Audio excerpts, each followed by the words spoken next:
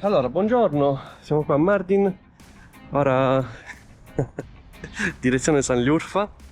C'è caldo, oggi sarà una giornata molto molto calda. Notate i capelli alla beach volley? mm? Ricordo i miei trascorsi da giocatore di beach volley. Emanuela, buongiorno. Buongiorno. Vieni amore, dammi un bacino di Mardin, vieni. Però portami via di qua, dai. Ok, Calma. si parte verso San Liurfa o Urfa, ok? Bene, siamo arrivati a San Liurfa. È un caldo impressionante. Siamo arrivati in albergo. Non abbiamo filmato niente perché la temperatura era africana. Tuttora. Abbiamo passato la moto, un po' di riposino e adesso siamo al Museo dell'Archeologia di San Liurfa. Allora, siamo riusciti ad arrivare ed entrare al Museo Archeologico di San Liurfa, uno dei musei più importanti del mondo, ma principalmente per alcuni reperti che andremo tra poco a visitare. Non so se si riesce a vedere, questa è una delle testimonianze più antiche di un ritrovamento di una statua che rappresenti l'uomo. Allora, su questa statua l'archeologia più bizzarra, i cosiddetti no archeologi, vantano un record di cazzate allucinanti perché, diciamo, potrebbe dar vita a diverse fantasie, come ad esempio guardate le mani, ma soprattutto guardate i vestiti e il viso, che non è propriamente umano, perché mancherebbe della bocca, il cranio è più grosso, sostanzialmente il naso, gli occhi, sembra non proprio umano. Andando avanti più nel tempo, l'uomo si specializzava nella creazione di armi, di utensili. Ma la cosa più bella è questa, in questo momento, perché oltre agli oggetti di utilità normale, avevi anche degli oggetti ornamentali. Allora, oltre ai Göbekli Tepe, c'è un altro sito famoso che è Karahan Tepe, che è a circa 50, credo 35-40 km da San Liurfa. E tra l'altro potrebbe essere datato, ci stanno facendo ancora degli studi, addirittura prima di Göbekli Tepe. Guardate questa statua qui. Allora, la statua numero 1, che dovrebbe essere un uccello anch'essa, è stata trovata a Göbekli Tepe. La statua numero 2 è stata trovata a Karahan Tepe. Però è un artefatto sicuramente unico. Allora, adesso vi faccio vedere una cosa un po' interessantissima. Questo è un totem, forse uno dei primi totem raffigurati nella storia. Chi lo può dire? Allora, nella figura in basso ci sta raffigurato un uomo, poi sopra abbiamo invece dovrebbero essere delle braccia e sopra probabilmente dovrebbe rappresentare un tronco, un albero o comunque un qualcosa che sia riferibile alla natura. Ora gli archeologi dicono che potrebbe essere rappresentata la potenza della natura. Ok, in questo momento invece ci troviamo al centro della rappresentazione di quella che è una sala, questa in realtà è più ovale che circolare, presente nel sito di Göbekli Tepe. Questo è per far avvicinare il più possibile i visitatori a quelle che dovevano essere le dimensioni all'interno del sito. Colonne a forma di T alte ben 6 metri circa. Possiamo vedere la rappresentazione di animali, in questo caso quella dovrebbe essere una volpe, guardate che bella. Poi cinture, altri animali, ed è indubbio che venerassero gli dei attraverso la forma degli animali. Queste sono le ricostruzioni, quelle originali sono ancora nel sito. Questo è per far vedere la dimensione, la dimensionalità, la tridimensionalità. Come se loro avessero paura di non riuscissero a domare questi animali, che Sì, fossero sovrastati. hai assolutamente ragione, perché la rappresentazione di questi animali, secondo gli archeologi, era proprio quella di riscuotere rispetto e paura, cioè chi li riusciva a dominare probabilmente era anche il capo votivo della tribù che ne ordinava la costruzione. La donna viene rappresentata a parte, insieme agli animali. Skills. E ve ne faccio vedere una. Questa incisione qui, che è originale tra le altre cose, Questa è stata ritrovata a Göbekli Tepe. Potete vedere benissimo la forma, qua c'è il disegno, si vede meglio, la forma della testa di serpente, ma soprattutto la forma delle parti intime, più o meno. Allora sembrerà un obbrobrio, però probabilmente tutto ciò stava a significare, secondo gli archeologi, a un simbolo di fertilità, di forte considerazione nei confronti della donna che mette al mondo la vita. Questa invece è l'area museale dell'età cialcolitica, quindi intorno agli anni dal 5500 al 3300 prima di Cristo. E qui già l'uomo è un po' più bravo, si è già un po' evoluto, riesce anche a fare i vasi.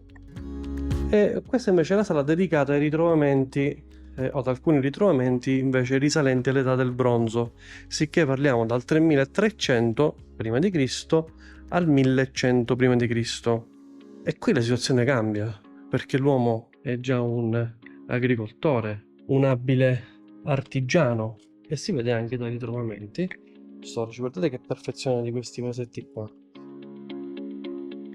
Allora, questi avevano probabilmente uno scopo di tipo religioso, perché hanno una forma che, insomma, ricorda comunque il rito.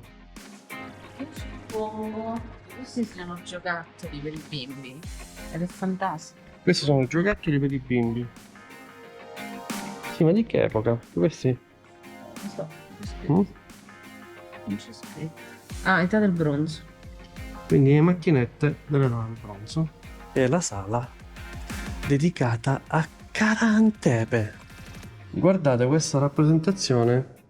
Guardate, secondo me fa anche un po' paura, perché è un po' mistica. Si vedono delle figure umane con figure non umane insieme che svolgono un ballo, qualcosa, non lo so neanche io. Sempre in termini di virilità e in termini di procreazione c'è anche la rappresentazione di un uomo, ok, e la sua capocchia, ok?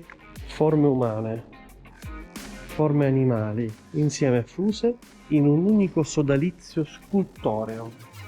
Qua un'altra figura umana. E rimane comunque un mistero per quale motivo venisse rappresentata la figura umana in quella maniera che, insomma, è anche fondamentalmente diversa. Sempre l'uomo. Questi ritrovamenti risultano essere impressionanti per la loro datazione.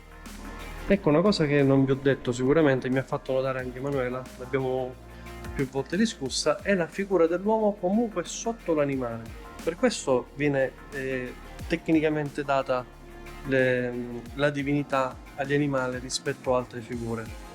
Allora, questo in televisione è, si vede, è il ritrovamento che è stato fatto a Karantepe, che è una testa di serpente, o meglio, dovrebbe essere una testa di serpente che esce dal muro, che dovrebbe includere in teoria, secondo gli archeologi, Timore.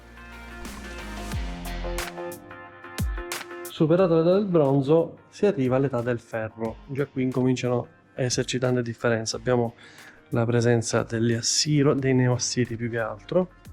Le cose cambiano perché anche gli equilibri geopolitici cambiano, perché la differenza tra chi usava il bronzo e chi usava il ferro è che chi usava il ferro vinceva le guerre.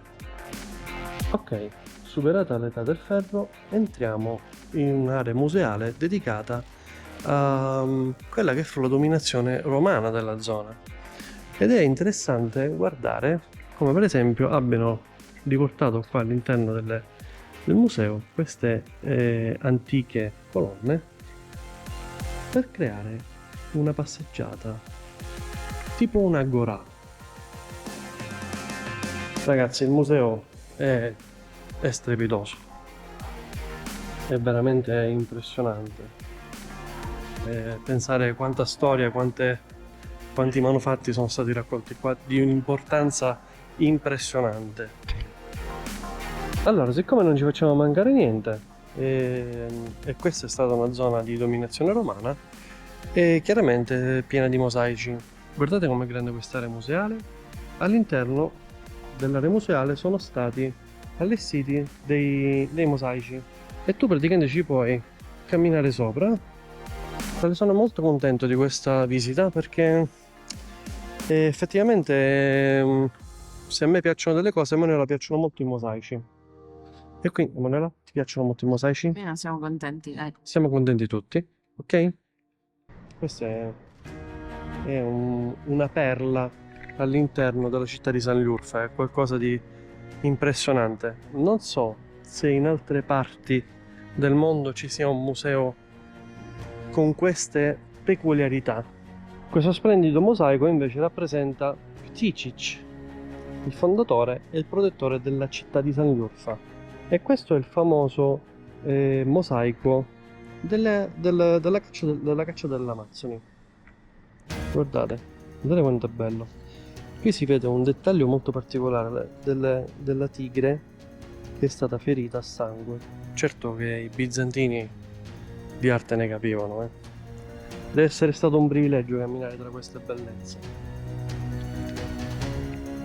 Come è un privilegio per noi visitare questo splendido museo, veramente molto bello. Questa è stata una chicca che fondamentalmente neanche mi aspettavo.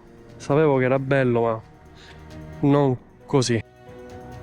E per ultimo non potevamo non portarvi o portarci a Balikli Gol. Però questo è, diciamo, uno stagno, una fontana. È considerato un luogo sacro in quanto legato direttamente ad Abramo. Si dice che Abramo ha dato le fiamme e non si è morto all'interno di questo stagno e quindi quanto lui quanto i pesci che ci sono all'interno, che sono considerati sacri, non si possono toccare, non si possono mangiare. Sono tantissimi, si riproducono alla velocità della luce. Guardate i bambini che danno da mangiare ai pesciolini ed è veramente molto bello, molto suggestivo. Allora, io l'avevo visto tante volte nelle fotografie e nei video e devo dire che le impressioni sono quelle che ho avuto sempre guardando le immagini. È veramente un luogo molto, molto bello, molto bello. È un luogo per famiglie, la gente ci viene a fare i picnic. Come cornice c'è un bellissimo parchetto con i bar vicino, possibile bere aranciate, bibite, eccetera. E, insomma, è carino. Manuela, ti piace? Molto. Ok, adesso siamo in un ristorante tipico qui a Saliurfa. Manuela sta, non so che sta facendo. Sto cercando come proteggersi dalle mosche in Turchia. Perché abbiamo scoperto che ci sono delle mosche allucinanti che ti pungono e ti rompono proprio i coglioni in maniera... Allora, oggi abbiamo sofferto il caldo, la fatica, abbiamo fatto 2 musei, siamo andati a Balikli Gol, ma quello che rompe i coglioni è la mosca di merda, ok? E nel frattempo ho anche voluto provare questa bevanda qua che si chiama Turnip Salgam Suyu.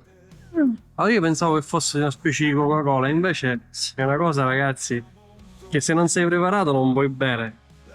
E non è altro che succo di rapa. È come se bevi un'insalata praticamente. Però dicono che è molto dissetante e l'ho voluto provare, insomma. Non è la mia bevanda preferita. Ritorniamo all'acqua. Bene, abbiamo ordinato delle pide e poi, insomma, piatti semplici. E poi niente, più tardi andremo a fare la nanna. E ci dobbiamo organizzare per fare le altre 2 visite che ci mancano, ovvero Göbekli Tepe e Harran. Il problema è il caldo. Già abbiamo comprato i biglietti per Göbekli Tepe sul sito turco ufficiale, ma abbiamo un problema di caldo, di calore. Vediamo che riusciamo a fare.